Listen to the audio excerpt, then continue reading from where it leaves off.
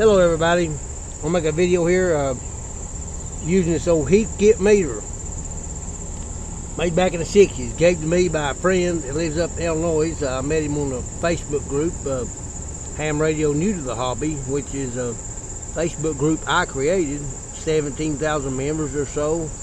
So he sent me this in the mail, gave it to me, and I sent him some stuff back. But anyway, I'm gonna use this meter, my J-pole. My copper J-pole antenna was up 40 feet for more than 5 years. A storm took it down off the metal conduit. It fell, hit the concrete porch. My back porch is concrete. Knocked the solder loose. I soldered it back. I'm no good at soldering, but gonna see if it works. I've got another J-pole that unscrews in the middle. I bought that to haul on my motorcycle, to unscrew it and haul it on my motorcycle, maybe take it camping. So I put it up on my conduit back there, 18 or 20 feet up, that J-pole antenna that comes apart and unscrews. This one is solid. Again, it was up 5 years, 40 feet up. Storm knocked it down and tore it up, and I'm going to test it on this meter, the Heathkit meter, with a 10-watt handheld. Got the cables hooked up, going into the meter.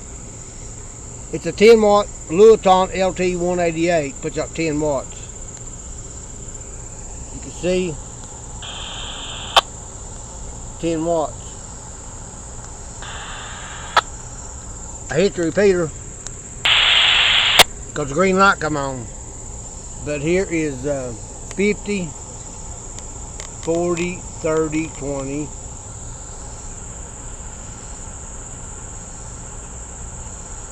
It's about 10 watts. SWR. Pull to set SWR.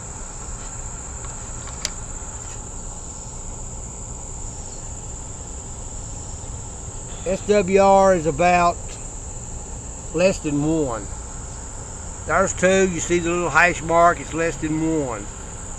SWR is good, so we'll try a different repeater. 2,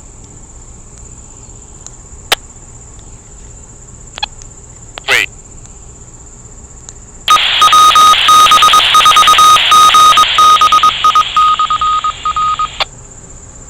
So my J-pole works. I soldered it back.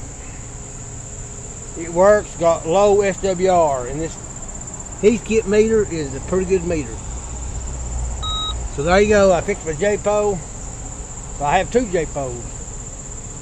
So just wanted to test it out and test the SWRs. I'll be back.